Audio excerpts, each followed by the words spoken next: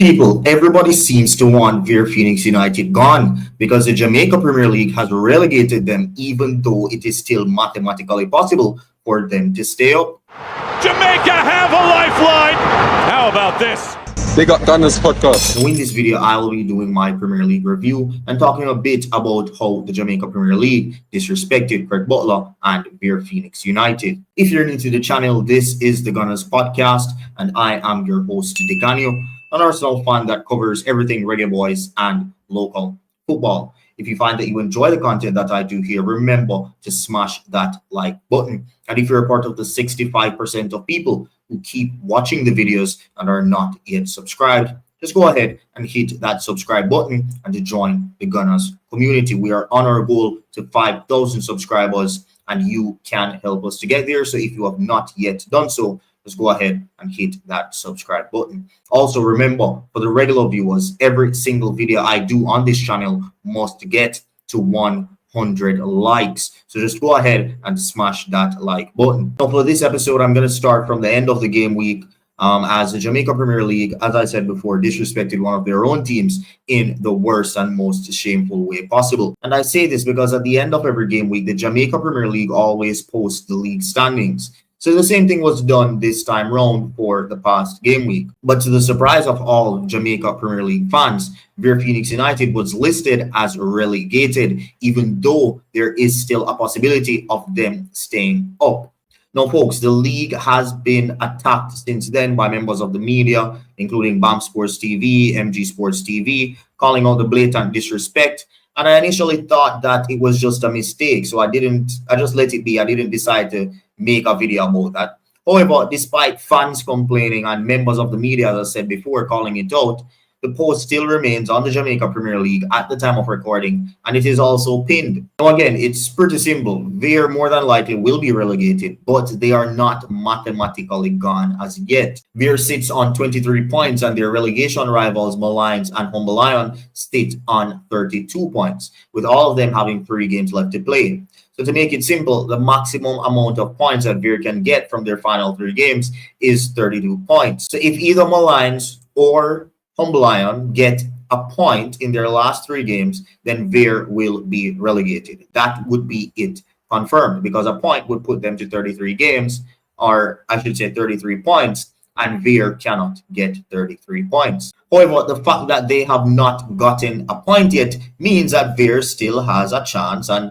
most importantly, it means that they are not relegated as yet.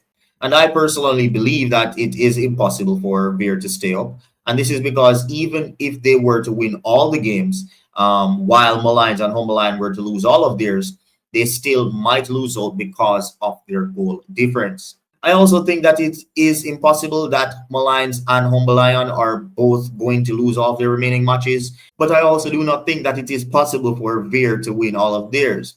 And what is hurting Vere is that regardless, if they win all of those games and their rivals lose, they still might not make it due to their huge goal difference. But back to my point on the Jamaica Premier League, because yet again, I have to reward them with their Bush League status. The fact that they still have it up after all the fan complaints and the media uproars, that just basically shows that they know exactly what they are doing. And I have all right to troll Butler and Vere Phoenix United, as I represent an opinion-based channel.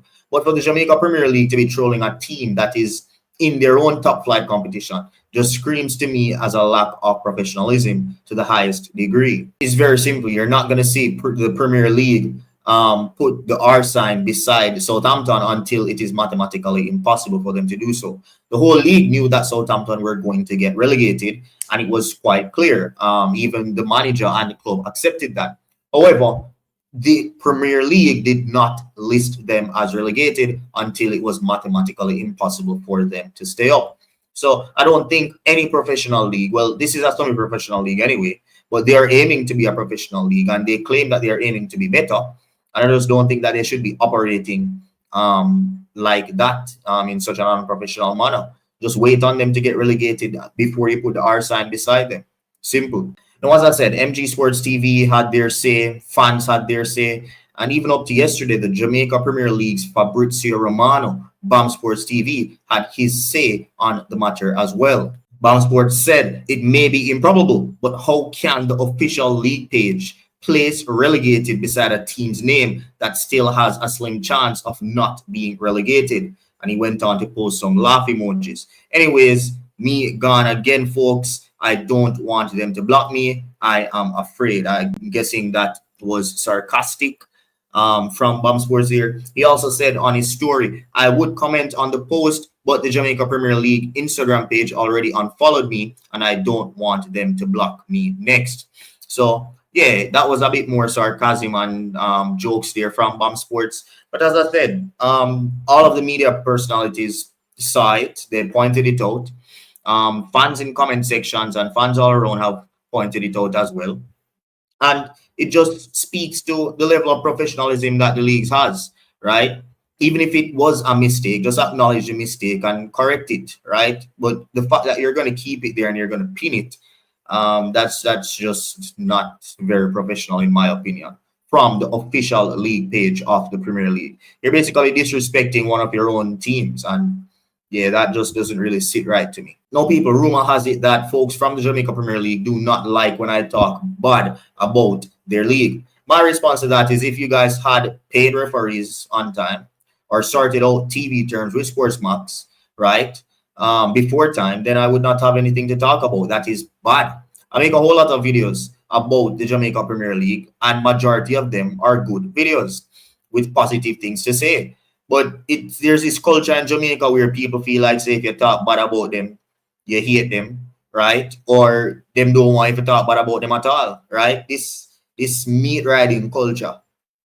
I don't know where people get it from. Like, you are exempt from criticism. Like, if you do something that's blatantly bad, no one should talk about it, right?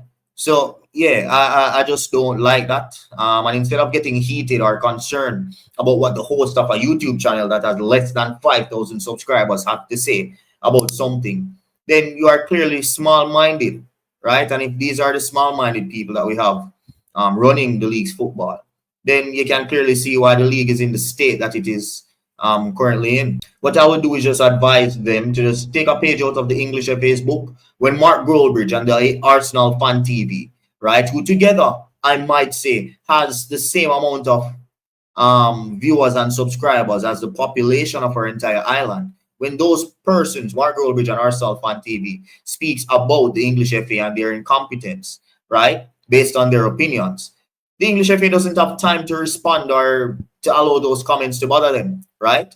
And instead, they try to improve their league, right? And they take whatever criticism comes and they continue trying to improve, especially if those comments are true. The fact is, the Jamaica Premier League clearly disrespected one of their own teams, right? And I'm going to call it out. It's just that simple. Focus on doing the right things, pay your referees on time, sort out TV deals so that fans can get to watch the league week in, week out, and that no matches are not aired, because every professional league has to be aired. You cannot be calling yourself a professional league and you don't even have TV coverage, right? So yeah, focus on implementing those stuff. Focus on implementing stuff that even the coaches ask you to implement. They want goal line technology. They want video assistant referee. Focus on those things. That is what should be bursting your brain, not a YouTuber that has less than 5,000 subscribers. There are so many things to do other than caring about what critiques a no-name YouTuber has about your Bush League, right? So yeah, man, that's just my response to that. Just to wrap things up with the review, Portmore United sealed their playoff qualification after beating Arnett Gardeners by 2-1 at the Ferdinand Park. Jamar Calvin scored a late brace to level the game up against Harbourview at Harbourview Mini Stadium, and those goals take him to 18 goals this season, just 3 goals behind Warner Brown, who also scored in that game in Arnett Gardens' defeat to Portmore. In other games, Malines United got crucial 3 points against Dunby Holding with a 2-0 win, and Tivoli came from behind to beat Vere Phoenix United by 2-1, a win that keeps them in the top 6 race and set Vere up for relegation. Waterhouse also edged Humble Lion by 1-0, and Mount Pleasant beat Chapelton Maroons with a much-changed team in Monday Night Football. That game in Monday Night Football followed up the game between Mobe United and Racing United that ended in a 3-0 win to Mobe. after Racing controversially got an early red card. That loss means that Racing no longer has their top 6 qualification in their hands, and we'll have to hope that Tivoli or Waterhouse does fumble and give them a chance. The final table sees that Mount Pleasant, Mobay, Arnett Gardens, and Portmore United have already qualified for the top 6, while Tivoli, Cavalier, Waterhouse, and Racing are fighting for the final 2 spots. Vere United are set for relegation, and the final 5 teams are all scrapping to avoid that final relegation spot with just 1 point separating them. All in all, the top is secured, but the relegation battle and the top 6 qualification seem as if they are going to go down to the wire. That is it for this video, folks. Share your thoughts below in the comment section on the various topics that I spoke about today. Thank you guys for watching, and I'll see you next time. Peace. Jamaica have a lifeline. How about this? Big up Gunnaz. I hear that. Don't know some of the Gunnaz myself, but big up Gunnaz.